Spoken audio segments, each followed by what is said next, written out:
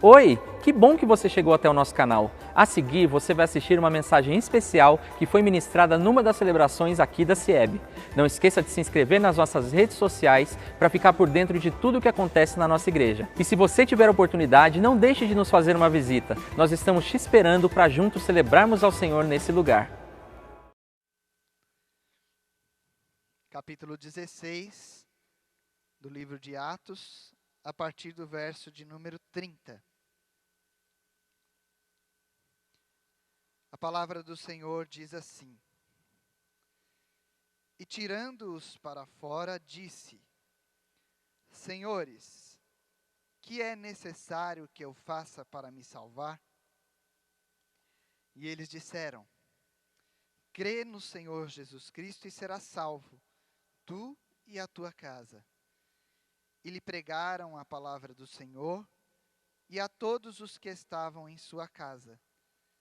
E tomando-os ele consigo naquela mesma hora da noite, lavou-lhes os vergões, e logo foi batizado ele e todos os seus. Então, levando-os à sua casa, lhes pôs à mesa, e na sua crença em Deus, alegrou-se com toda a sua casa. Amém? Senhor, nós louvamos o teu nome. Mais uma vez, nós clamamos por ti, pela tua graça, pela tua misericórdia. Nós clamamos que o teu Espírito Santo faça uma obra gloriosa em cada coração nesta manhã. Que o Senhor use a minha vida, Pai, para a honra, para a glória, para o louvor do teu nome, para ministrar a tua palavra, a tua igreja. E que os corações sejam cheios, sejam, Senhor, alimentados e as vidas sejam transformadas pelo poder da tua palavra. É no nome de Jesus, Deus, que nós oramos e já te agradecemos. Amém, Senhor, amém. Louvado seja o nome do Senhor. Eu quero compartilhar com os irmãos alguns aspectos, alguns pontos que o Senhor revela a nós nesta passagem, que está no capítulo de número 16 do livro de Atos. E eu quero enxergar com os irmãos estes aspectos, esses pontos, melhor dizendo, que o Senhor tem revelado para nós através dessa palavra, mas à luz de dois aspectos. Então nós vamos ver alguns pontos à luz de dois aspectos. Então nós vamos procurar entender o que o Senhor tem para mostrar para as nossas vidas.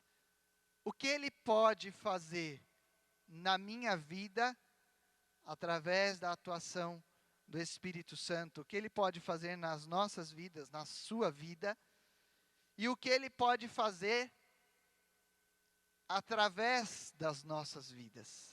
Então Ele pode fazer na minha e na sua vida, Ele quer fazer na minha e na sua vida, Ele pode e Ele quer fazer pela atuação do Espírito Santo através das nossas vidas, para aqueles que estão ao nosso redor. Então nós vamos ver, à luz desses dois aspectos, desses dois olhares, alguns pontos que o Senhor tem para nos revelar através dessa passagem. O texto, a partir do verso 40 do capítulo 15 de Atos, começa nos descrevendo, dissertando a segunda viagem missionária de Paulo às igrejas da Galácia. Isso aconteceu por volta de 49 a 52 depois de Cristo, no ano 49 a 52. E nós começamos vendo já no início deste texto, a partir ali do verso 40, que Paulo leva junto com ele a Silas. Ele parte, leva junto com ele Silas e leva também a Timóteo. Aí já no capítulo 16, no verso 1, nós vemos que Timóteo vai também junto com Paulo e com Silas para essa viagem às igrejas da Galácia.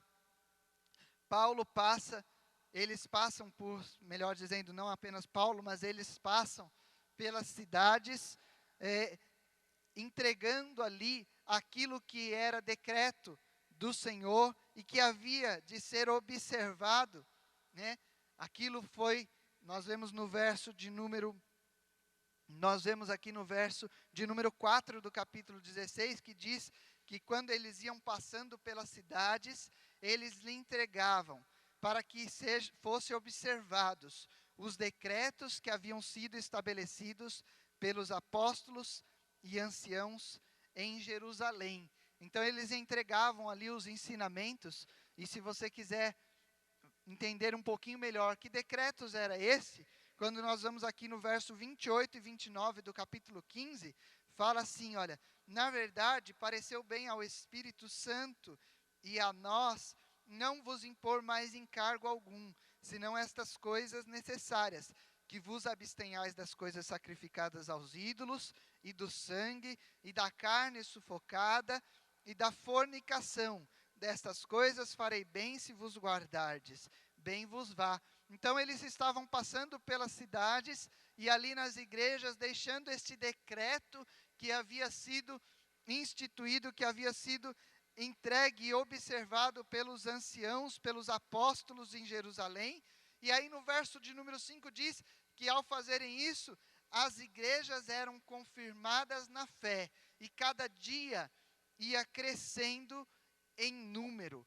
Isso é o que nós estamos vendo aqui já no início do capítulo 16. Então eles passavam, deixavam a orientação, e as igrejas eram confirmadas na fé em Cristo Jesus e iam crescendo em número a cada dia. Mas quando eu chego aqui no verso de número 6, verso de número 7 do capítulo 16, me chamou bastante atenção, porque fala o seguinte, que eles passaram pela Frígia, pela província da Galácia, mas foram impedidos pelo Espírito Santo de anunciar a palavra na Ásia.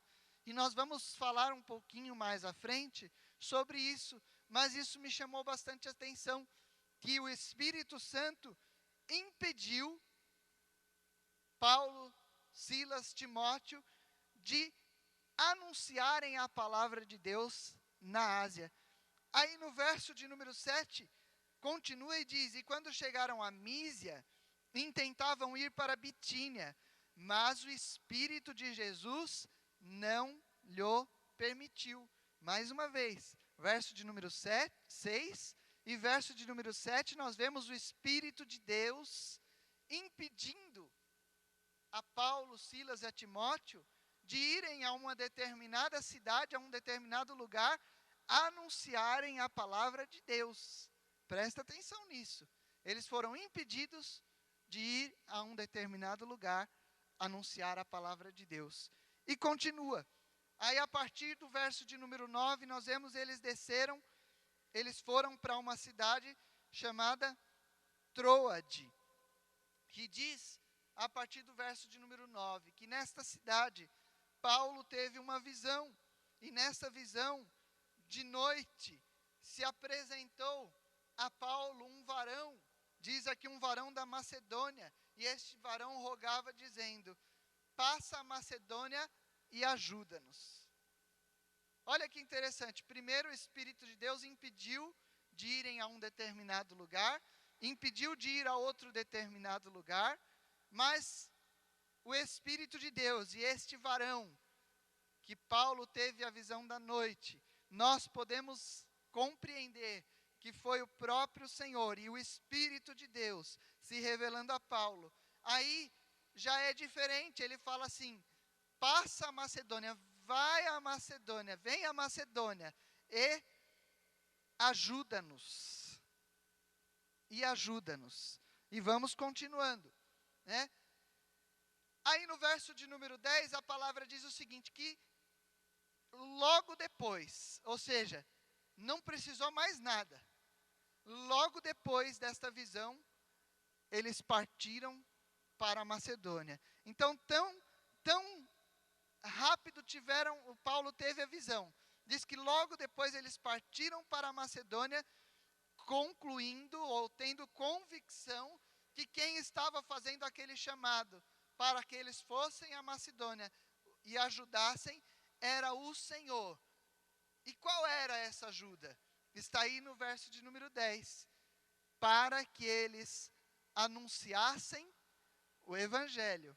Então nós vemos primeiro o Espírito Santo de Deus impedindo que eles fossem a um determinado lugar, impedindo que fosse a outro local, mas na sequência o Espírito Santo de Deus dizendo a eles: agora eu quero que vocês vão à Macedônia e ali anuncie o Evangelho. Presta atenção, porque nós vamos falar um pouco mais depois sobre isso. Eles continuaram e foram à Macedônia. Chegando na Macedônia, eles aportaram porque foram navegando, nós vemos aqui no capítulo, no verso de número 11, numa cidade chamada Filipos, que era a primeira cidade daquela parte aonde eles foram para a Macedônia. E diz no verso 12 que eles ficaram ali por alguns dias naquela cidade chamada Filipos. E aí, no verso de número 13, diz que no sábado eles saíram às portas e à beira de um rio, onde eles imaginavam haver ali um lugar para orar, um lugar onde eles pudessem orar, se assentaram e começaram a falar a algumas mulheres que se ajuntaram para ouvir a eles anunciando o Evangelho. Afinal, eles foram ali cumprindo um chamamento do Senhor, que era para anunciar o Evangelho de Jesus Cristo.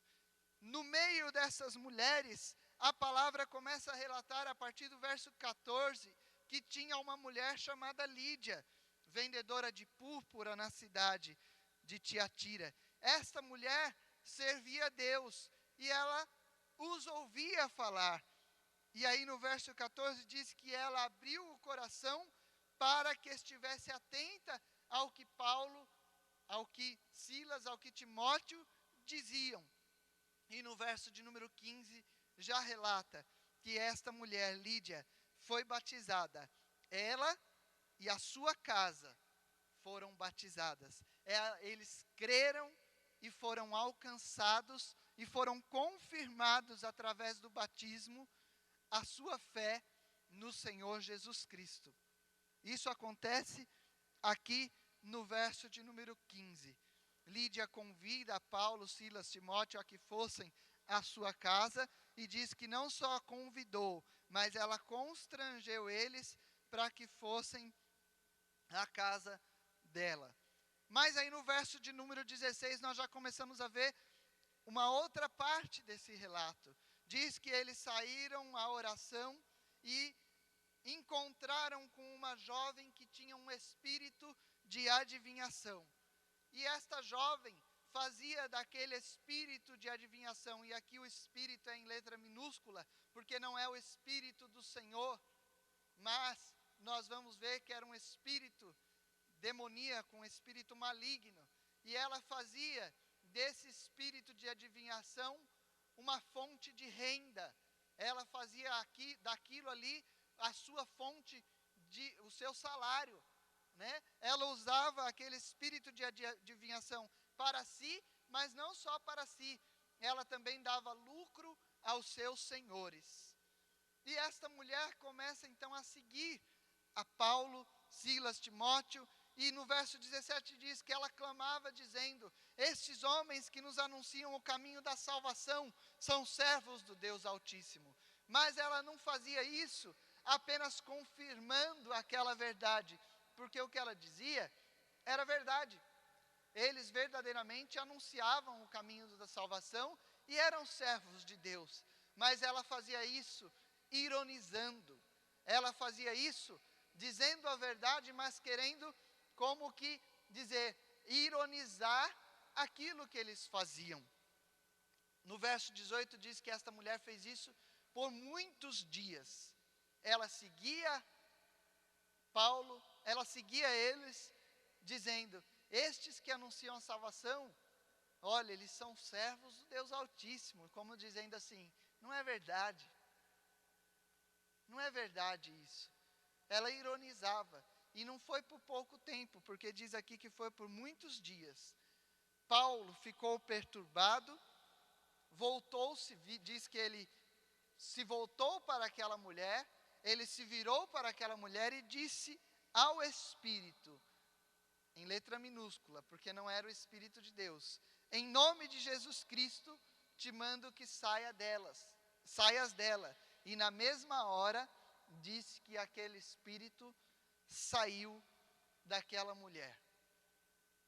Aí começa um problema para Paulo. Porque a partir do verso de número 19, os senhores daquela mulher viram que o seu lucro, o dinheiro que eles recebiam através da adivinhação daquela mulher, seria perdido, eles não mais teriam o seu dinheiro. E aí no verso 19 diz que eles prenderam Paulo e Silas. Levaram Paulo e Silas à praça, à presença dos juízes, à presença dos magistrados. Apresentaram Paulo e Silas aos magistrados, dizendo: estes homens, sendo judeus, perturbaram a nossa cidade.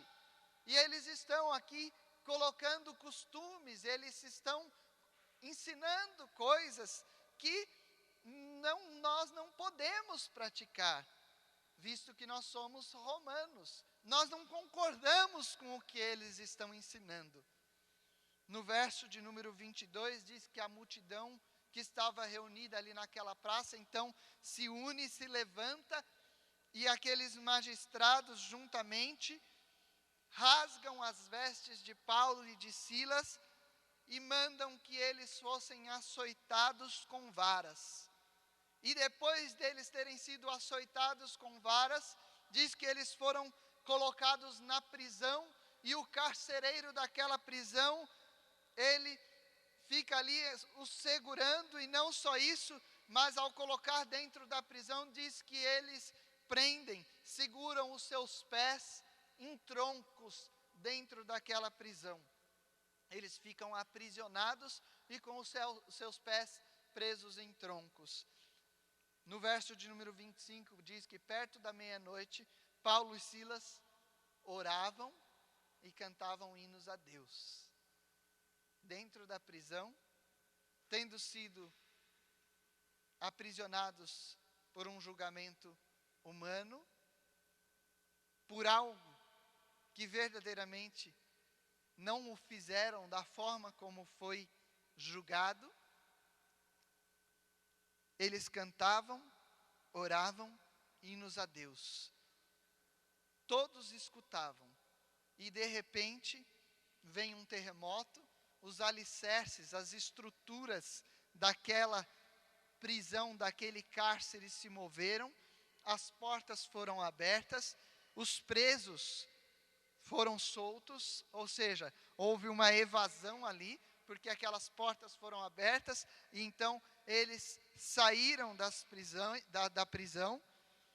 O carcereiro acorda e diz que ao ver o que havia acontecido, as portas abertas, os presos fugindo, ele quis se matar, ele tirou a sua própria espada e quis tirar a sua própria vida. Mas Paulo, ao ver isso, diz que ele clama, ele grita, ele fala: olha, não faz isso, não faça isso, não te mate, não te faças nenhum mal, nós estamos aqui. Ele se referia a ele e a Silas. Aquele carcereiro então salta, diz que ele entra para dentro daquele local onde estava Paulo e Silas. Eu estou no verso de número 29, mas não faz isso de uma forma normal, porque diz no verso 29 que ele estava trêmulo, ele se chega ao local onde Paulo e Silas estavam presos, e diz que ele trêmulo se prostra. Eu não sei se está escrito assim na sua Bíblia, mas diz que ele se prostra diante de Paulo e de Silas.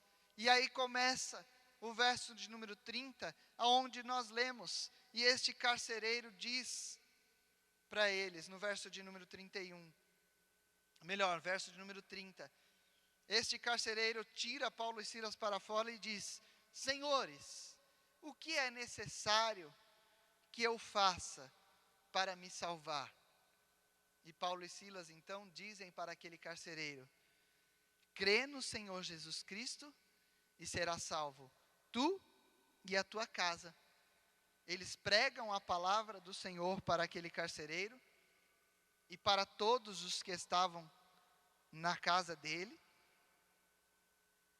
E aí diz no verso de número 33, que aquele carcereiro lava os vergões de Paulo e de Silas. Na mesma hora, ele lava aquelas marcas dos açoites que eles haviam sido submetidos, lava os vergões de Paulo e de Silas, e logo após eles terem lavado os vergões de Paulo e Silas, diz que ele foi batizado e todos os seus. Verso de número 34. Então, levando-os à sua casa, lhes pôs a mesa, e na sua crença em Deus alegrou-se com toda a sua casa. A partir do verso 35, aqueles juízes, aqueles magistrados, mandam que solte. Presta atenção, começa uma nova história. Eles mandam que solte a Paulo e Silas. Paulo, ao ouvir do carcereiro que os magistrados haviam mandado soltar, diz: não é dessa forma. Eles nos expuseram publicamente. Agora peça para que eles mesmos venham aqui. Nós somos romanos. Peça para que eles venham aqui e nos soltem. Da mesma forma como eles nos expuseram publicamente, peça para que agora publicamente eles venham e nos tirem para fora. No verso de número 38 diz que foram aqueles homens dizer aos magistrados, aos juízes essas palavras. Eles temeram. Aqueles juízes temeram quando souberam que eles eram romanos.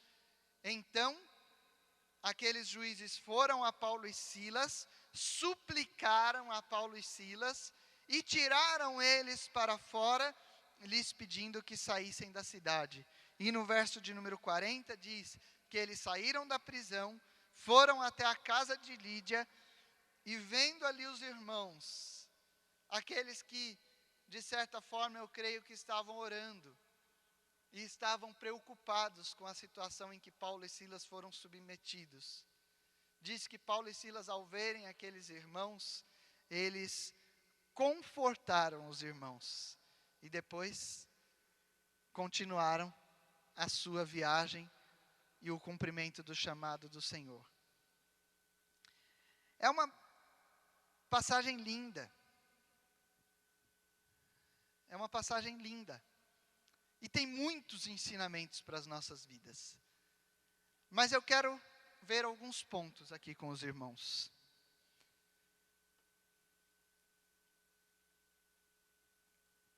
O primeiro ponto que eu quero compartilhar com os irmãos é sobre a soberania de Deus. Nós lemos e eu ressaltei no verso de número 6 e depois no verso de número 7, que Paulo e Silas foram impedidos pelo Espírito Santo de irem primeiro à Frígia, depois à Ásia, melhor dizendo, primeiro à Ásia, depois à Bitínia. Eles foram impedidos pelo Espírito Santo de Deus de irem a estes lugares ministrar a palavra do Senhor.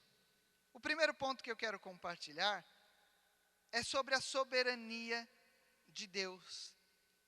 É nítido aqui, é claro, que eles tinham a atuação do Espírito Santo de Deus nas suas vidas.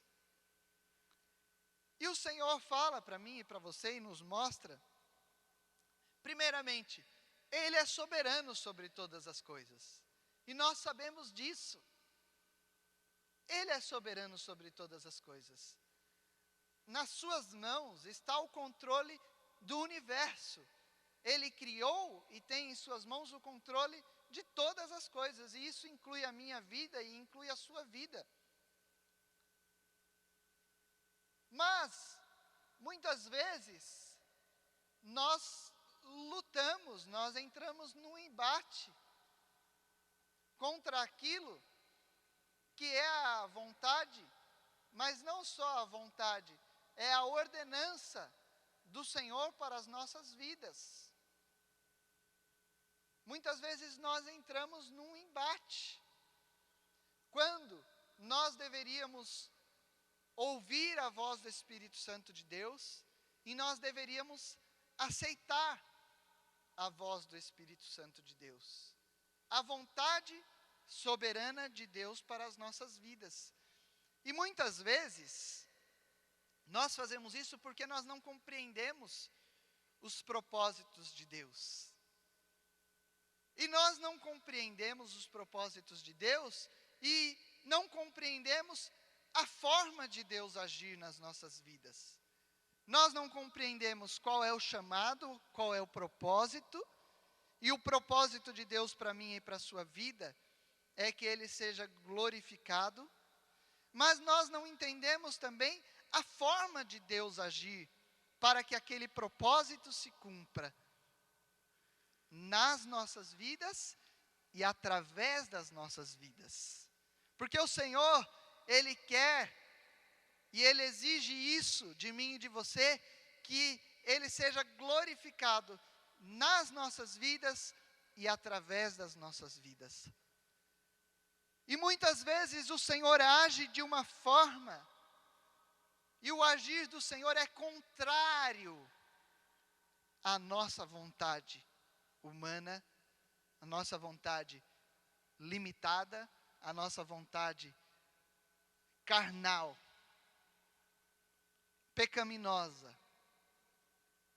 Muitas vezes a vontade do Senhor é contrária, porque o Senhor é soberano. O Senhor é soberano, e o Senhor, e nós vamos ver esse ponto também, e eu já quero falar sobre isso. Ele é soberano, e Ele também é onisciente. Na sua soberania, o controle está em suas mãos.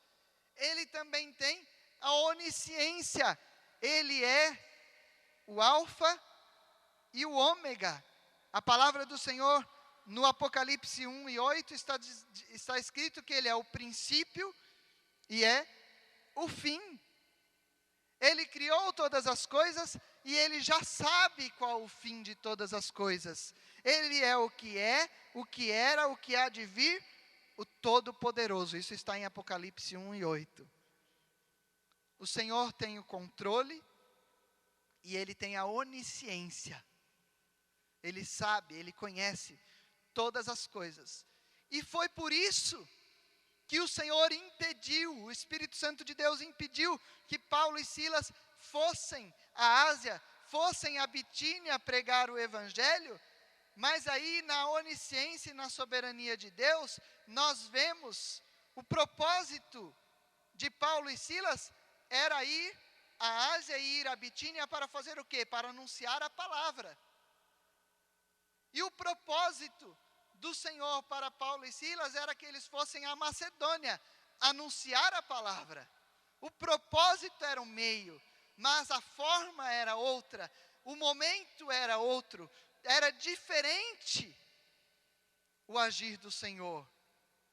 Deus queria que o mesmo propósito, que era pregar a palavra, fosse cumprido naquele momento, naquele instante, através e pela vida de Paulo e Silas e Timóteo. Mas aquele momento era em outro lugar, aquele momento era de outra forma.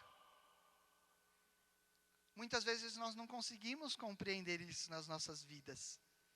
Deus é soberano.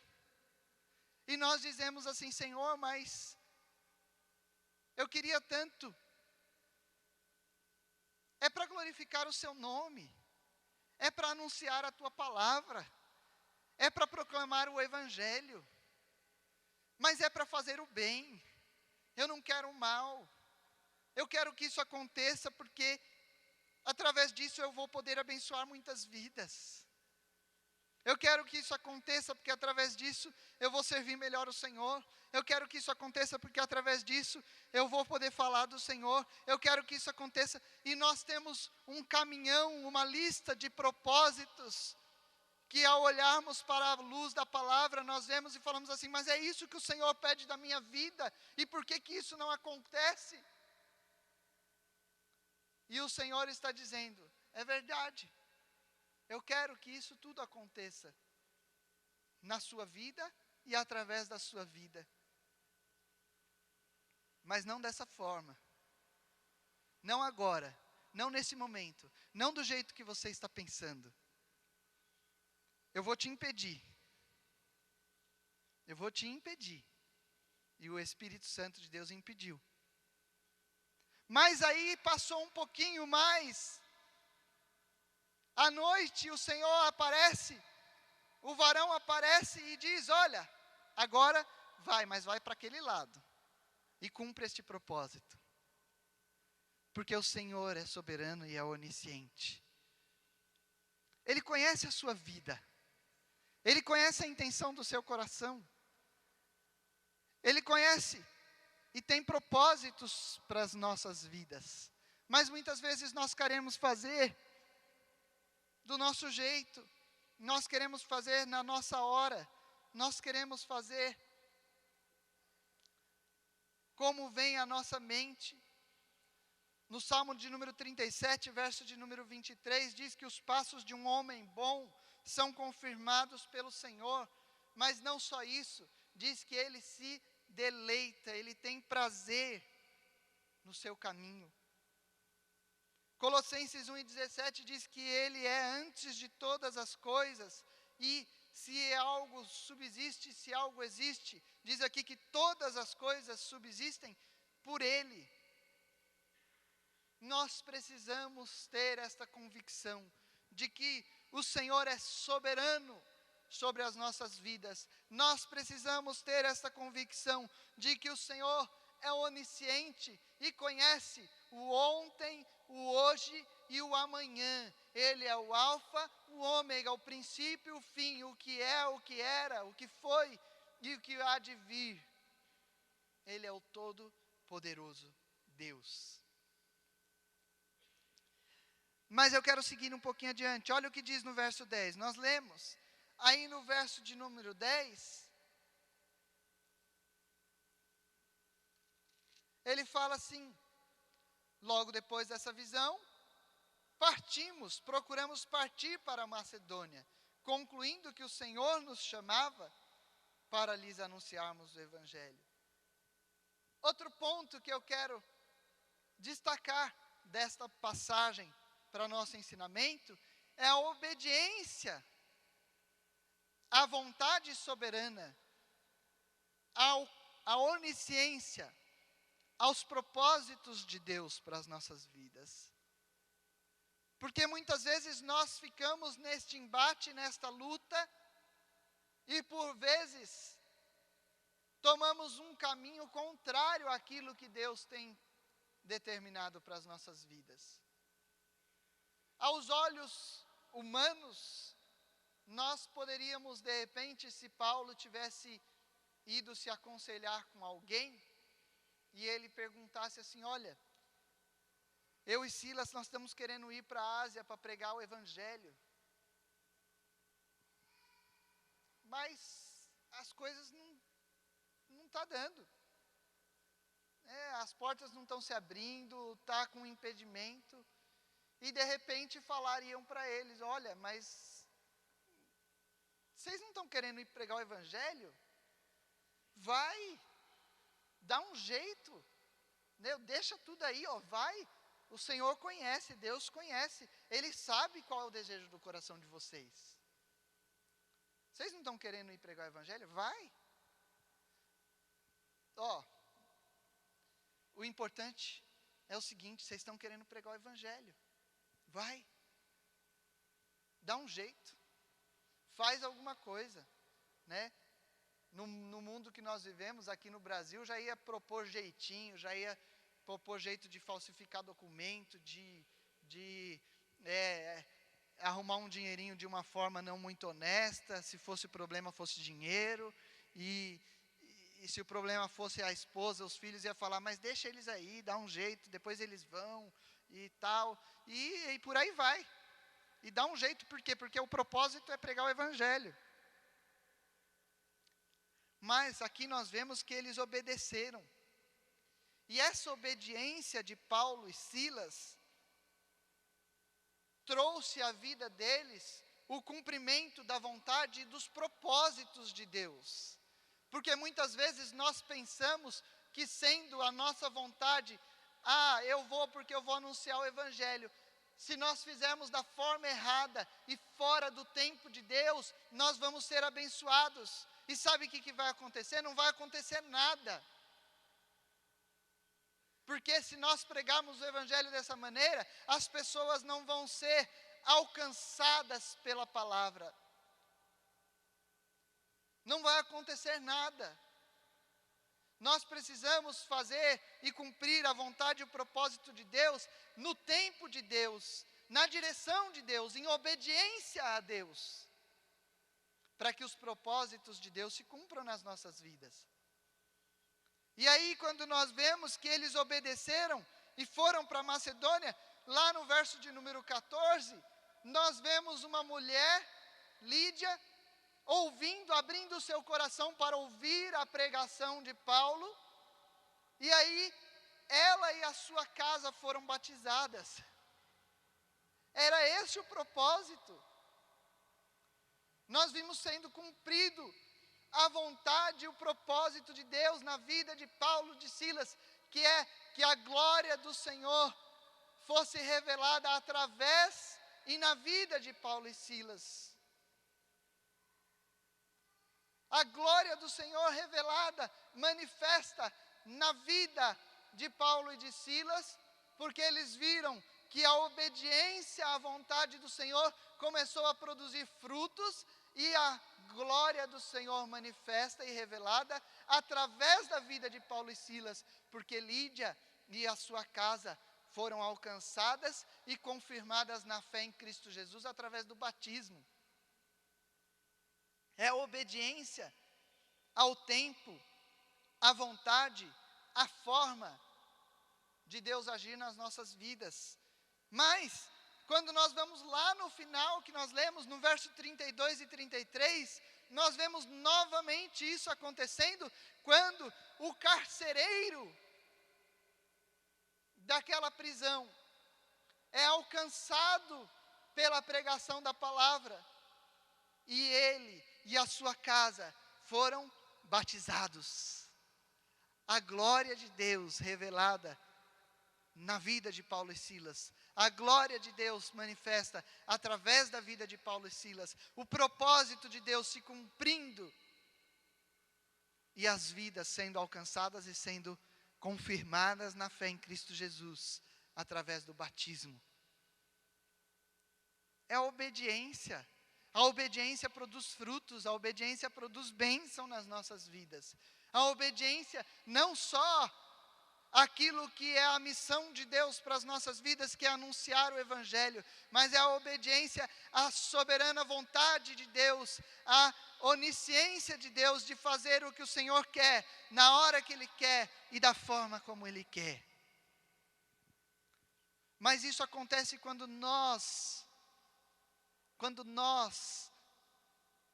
temos em nossas vidas a atuação constante e permanente do Espírito Santo de Deus. E essa ação constante e permanente do Espírito Santo de Deus nas nossas vidas vem quando nós buscamos intimidade com Deus, em oração, na palavra.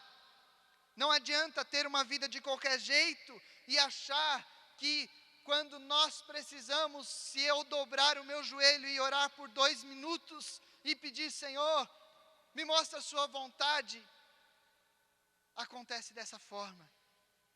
Não, é vida de intimidade, é vida constante de busca incessante pela vontade, pelo querer de Deus.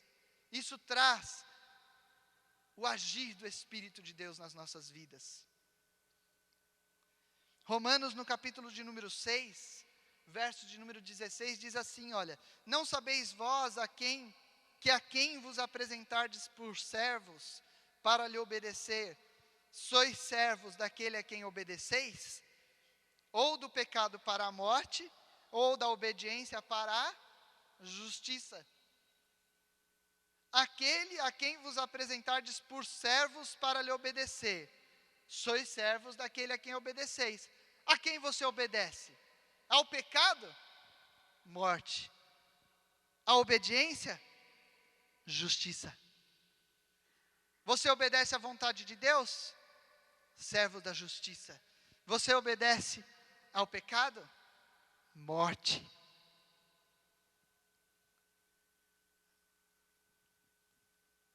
Atos, no capítulo de número 5, verso 29, diz que importa Pedro respondendo aos apóstolos. Pedro respondendo disse: mais importa obedecer a Deus do que aos homens. É isso. É isso que nós precisamos fazer. Continuando, para nós conseguirmos concluir em tempo. Mais um ponto que nós observamos nessa passagem. No verso de número 18, diz que aquela jovem que tinha um espírito de adivinhação,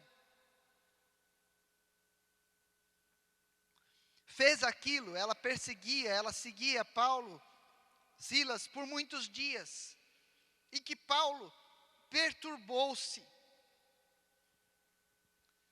Paulo perturbou-se. Agora vamos analisar. Paulo estava em busca constante, em oração. Paulo, Silas estavam em intimidade com Deus, buscando fazer a vontade de Deus. E nós vemos isso porque claramente eles seguiram a voz do Espírito Santo, não indo para um lugar que gostariam, mas que o Espírito Santo de Deus não permitiu, e indo para um lugar que o Espírito Santo lhes ordenou que fossem, mesmo que isso não estava nos seus planos. Então eles estavam em busca, eles estavam em obediência, mas não obstante estarem buscando uma vida de intimidade com Deus, não obstante estarem dando ouvidos à voz do Espírito Santo de Deus, e se eles ouviam é porque o Espírito Santo de Deus agia em suas vidas, não obstante estarem obedecendo à voz de Deus, porque eles estavam obedecendo, o inimigo estava oprimindo. Porque o inimigo das nossas almas é opressor. E não espere que num momento em que você vive uma vida de intimidade com Deus, no momento em que você vive uma vida de obediência a Deus, Ele não vai te oprimir, Ele não vai te afligir, Ele não vai te perturbar, Ele não vai tentar roubar a sua paz, porque Ele vai. Ele vai tentar de todas as formas roubar a sua paz, te trazer perturbação, te trazer angústia, te trazer aflição. Mesmo no momento em que você busca e tem uma vida de intimidade com Deus, mesmo no momento em que você busca e obedece à vontade de Deus, o inimigo vai procurar oprimir a sua vida. E era isso que estava acontecendo com a vida de Paulo e Silas. E diz que ele ficou perturbado. Eu não sei se existem algumas versões, eu não olhei, que diz outra palavra, mas talvez em alguma versão diferente pode dizer, ele ficou angustiado, ficou aflito, ficou afligido. Eu não sei, talvez alguma outra versão diga diferente. Mas o que acontecia era isto. O Salmo de número 56, no verso de número 1, está escrito assim: tem misericórdia de mim, ó Deus, porque o homem procura devorar-me, pelejando todo dia, me oprime. E nós temos que compreender que assim como o Espírito Santo de Deus age através da minha vida, da sua vida, o inimigo das nossas almas, o opressor das nossas almas vai usar a vida de alguém, Ele vai usar a vida de um homem, de uma mulher, para procurar te oprimir, para procurar te afligir, para procurar roubar a sua paz. Isso o inimigo faz nas nossas vidas. Mesmo em meio à obediência, mesmo em meio a uma vida de intimidade com Deus, nós somos oprimidos, nós somos afligidos. Muitas vezes, alguns dizem assim: se você está passando por esta opressão, se você está passando por essa aflição, é certeza que você está em pecado. Não é isso que a palavra de Deus diz. Não é isso. O pecado traz consequências. O pecado gera morte, inclusive. Mas mesmo quando nós estamos em obediência, nós somos oprimidos, nós somos afligidos. E eu poderia pegar aqui, tem dezenas, eu creio que centenas de passagens e versos na Bíblia. O salmista escreve muitas vezes, nos Salmos, nós vemos quantas vezes Davi e os demais salmistas foram afligidos pelo Senhor, foram afligidos, e mesmo estando de acordo com a vontade do Senhor. Quantos homens de Deus relatados na palavra passaram por momentos de opressão, de angústia, de tristeza, a ponto de desejar a morte, por não ver saída, por não ver solução, de tão grande, de tamanha que era a opressão sobre as suas vidas, estando em obediência à vontade de Deus, estando em busca de uma vida de intimidade com Deus, estando perseguindo uma vida santa, uma vida agradável a Deus. Nós somos oprimidos, nós somos afligidos, mesmo em momentos em que, como diz a irmã Márcia, vai tudo bem. Né, irmã Márcia? Tem aflição, vai tudo bem. De alguns tempos para cá, quando me perguntavam assim, está tudo bem? Eu falo, está tudo bem. E aí de alguns tempos para cá, eu mudei. Eu falo assim, estou em paz. A minha família está em paz. Nós temos paz no Senhor. Não está tudo bem. Tem problema. Tem dificuldade, tem opressão. Mas a paz do Senhor habita em nossos corações. Nós temos a convicção, nós temos a certeza de que se nós estamos sendo oprimidos, é porque o Senhor permitiu.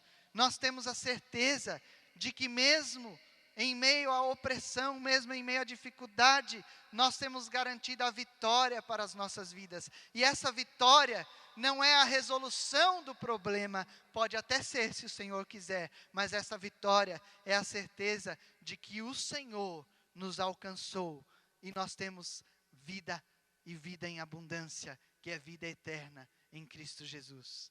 É isso. Nós estamos em paz. Nós temos paz no Senhor. Ele traz refrigério à nossa alma. Ele nos traz a certeza de que Ele está cuidando de nós.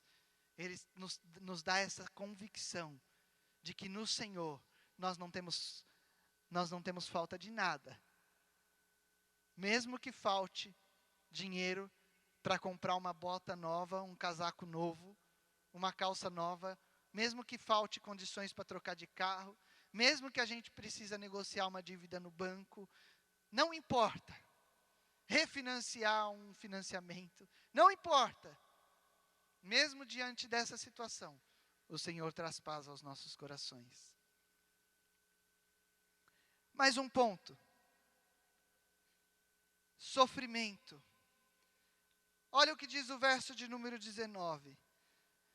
E vendo seus senhores que a esperança do seu lucro estava perdida, prenderam Paulo e Silas e os levaram à praça, à presença dos magistrados. No verso de número 22 diz que A multidão se levantou contra eles, rasgaram as suas vestes, os açoitaram, os colocaram na prisão e no verso de número 24 prenderam os seus pés.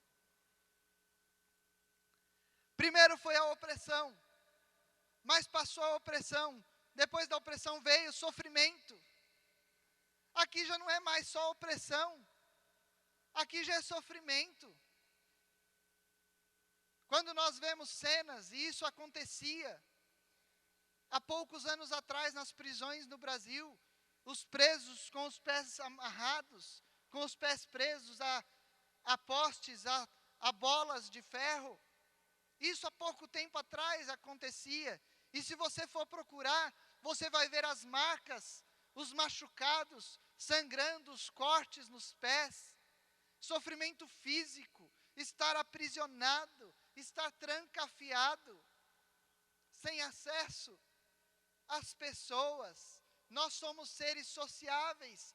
Imagina Paulo e Silas, que estavam acostumados a estar em meio às multidões, ali anunciando, falando, passando de cidade em cidade, liberdade de ir, de vir, de ir para onde quiser, de conversar com quem quiser, de falar com as pessoas. Agora estão em sofrimento. E não é pouco sofrimento. Foram humilhados, foram julgados de forma indevida. A multidão se voltou contra eles. Ah, mas eu estou aqui falando de Jesus. Eu estou anunciando salvação. E agora a multidão se volta contra mim. Agora o povo se volta contra mim. Eu querendo o bem, eu querendo a salvação. E eles se voltando contra mim. Ainda rasgam as minhas vestes. Tiraram as suas vestes. Açoitaram, prenderam, trancafiaram. Depois da opressão ainda vem o sofrimento.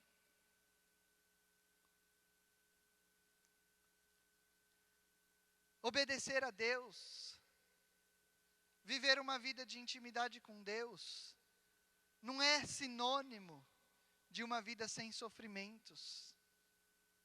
Nós vimos que não é sinônimo de uma vida sem opressão, mas também não é sinônimo de uma vida sem sofrimentos. Nós passamos por momentos de sofrimentos físicos inclusive.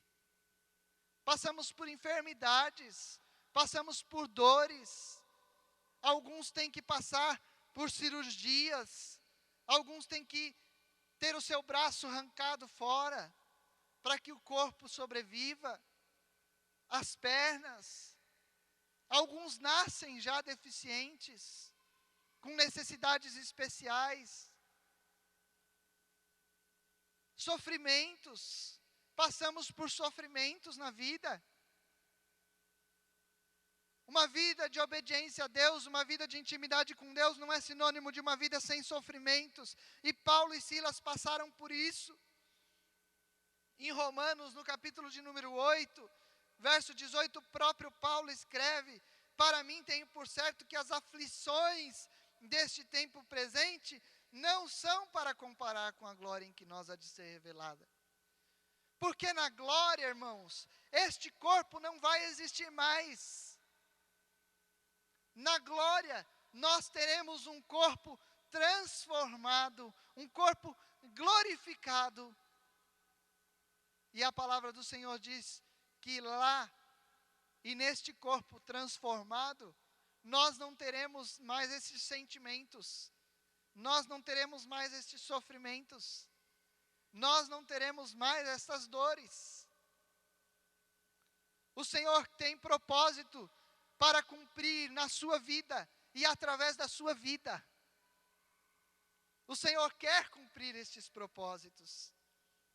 Tiago, capítulo 5, diz assim: meus irmãos, tomai por exemplo de aflição e paciência os profetas que falaram em nome do Senhor. E quantos nós poderíamos citar foram histórias relatadas na palavra de Deus, de momentos de aflição, de dor, de angústia, de sofrimento, que os profetas falaram.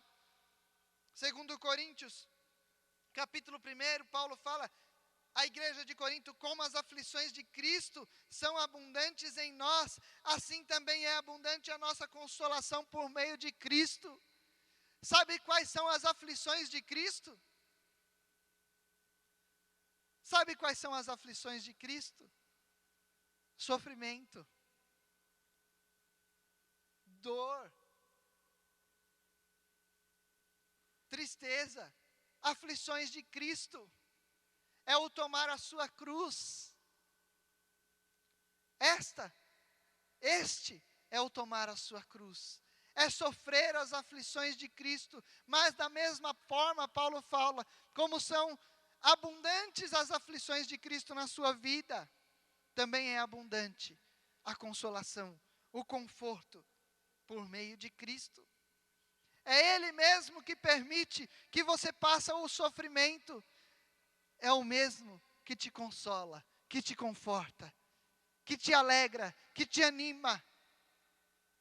Ele permite passarmos por sofrimento para que o seu propósito se cumpra nas nossas vidas. E o propósito do Senhor nas nossas vidas é que Ele seja glorificado. É que Ele seja exaltado, não o homem, não a nós, diz o salmista, mas ao Senhor da glória. É o Senhor que precisa ser glorificado nas nossas vidas. Nós fomos chamados para isso. Nós fomos chamados para que os propósitos de Deus se cumpram nas nossas vidas. O último ponto que eu quero compartilhar com os irmãos. Se o tecladista quiser subir, nós já passamos alguns minutinhos, mas nós vamos concluir. Verso de número 25. Perto da meia-noite eles oravam e cantavam hinos a Deus. E diz que todos os outros escutavam. Os outros presos escutavam. No verso de número 28, diz que Paulo clama com grande voz, dizendo àquele carcereiro: não te faças mal nenhum, nós estamos aqui. Verso de número 28. No verso de número 40, o último verso do capítulo 16, diz que eles, saindo da prisão, entraram na casa de Lídia, e vendo os irmãos, os confortaram, e depois partiram. 3 partes desta passagem, desta história. Primeiro, no momento em que foram oprimidos, no momento que passavam por sofrimento, por privações, eles oravam e cantavam. Segundo,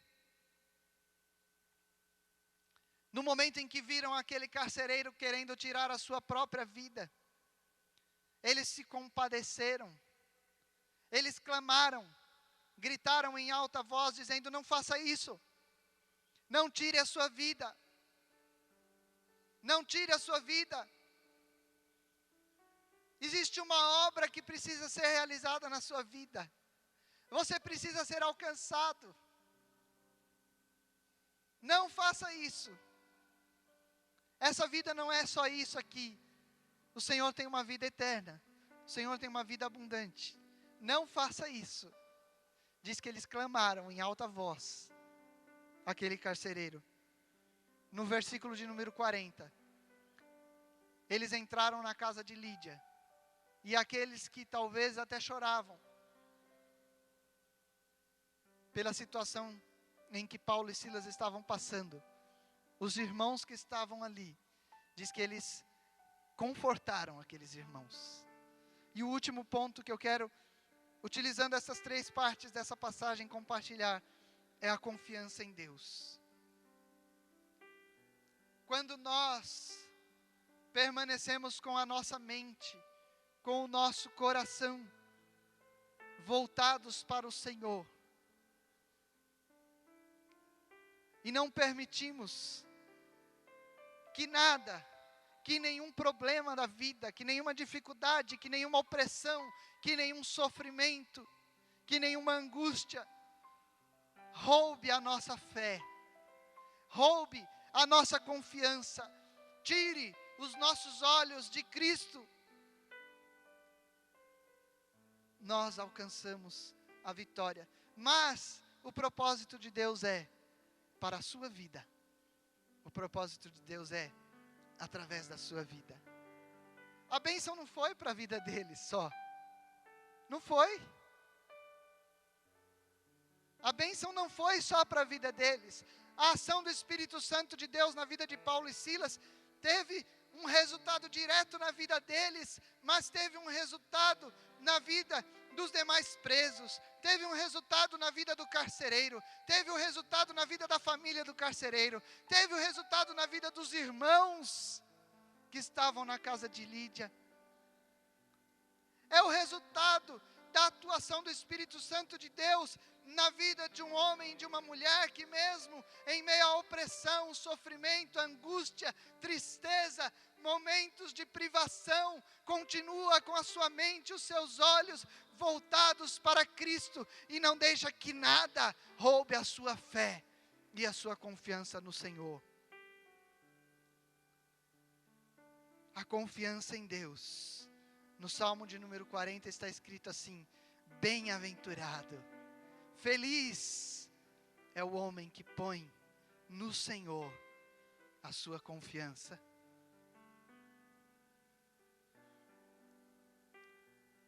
Crê no Senhor Jesus e será salvo, tu e a tua casa. Fique em pé em nome de Jesus.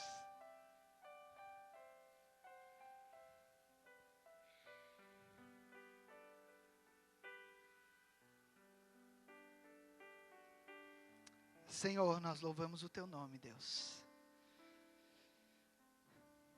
Que o teu Espírito Santo tenha liberdade de agir nos corações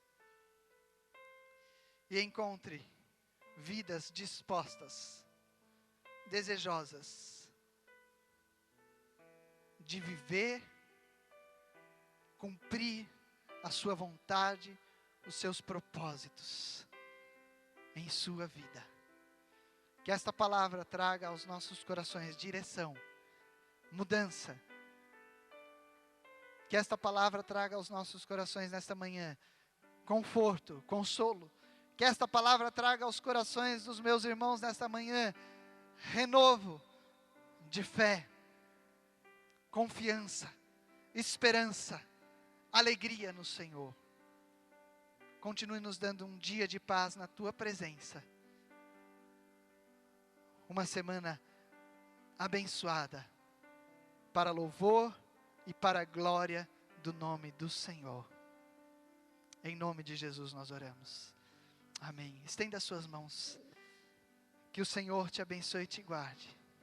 Que o Senhor levante sobre si o seu rosto e tenha misericórdia de ti.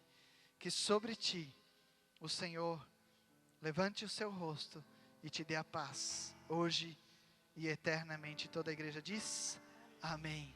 Louve ao Senhor com alegria, abrace o seu irmão, tenha um domingo e uma semana abençoada na presença do Senhor.